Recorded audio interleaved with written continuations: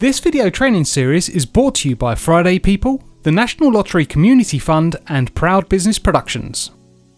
So one of the worst things you can get in a video is camera shake, you know, where the camera's just wobbling about everywhere and it makes it really hard for people to watch. So the easiest way to get rid of this is to use a tripod.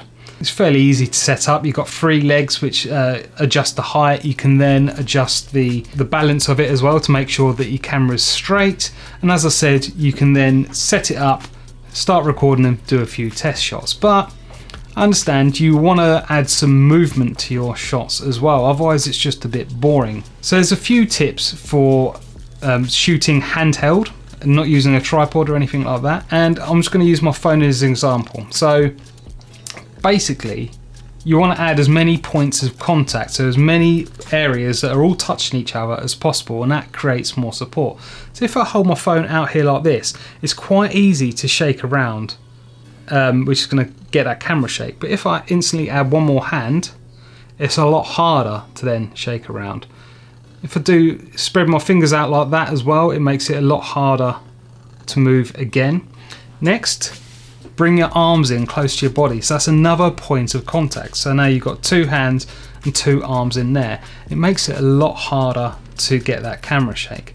So the last couple of bits, keep your knees nice and soft. Make sure they're not locked off, nice and soft. And then when you move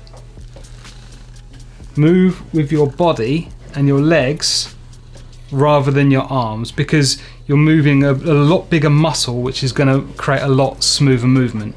So 2 hands, arms in close to your body, soften your knees and move with your body instead of your arms, and you're going to get a lot smoother motion.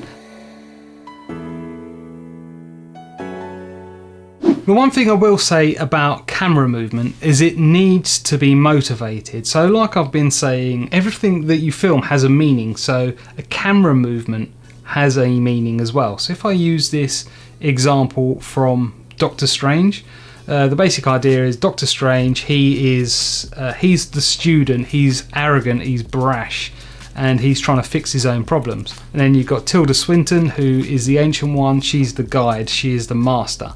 And you'll notice it's shot from behind them at the start, so that's showing that, you know, not everything is out in the open, the lessons haven't been learnt yet. And as Tilda Swinton literally says her line, "Everything's not about you," which is the big moment, the camera swings round in front of them in a revealing motion, so literally it's dawning on Doctor Strange, oh, this is what I've been aiming for, this is what I'm meant to learn. It's that moment of revelation. So this is a great way, it's quite a simple way of using a camera movement to help tell an emotion.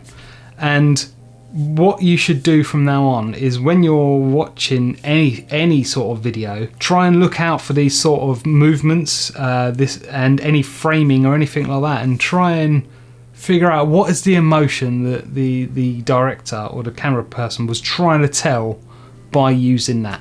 But for now, that's it. Next lesson we're going to move on to is sound.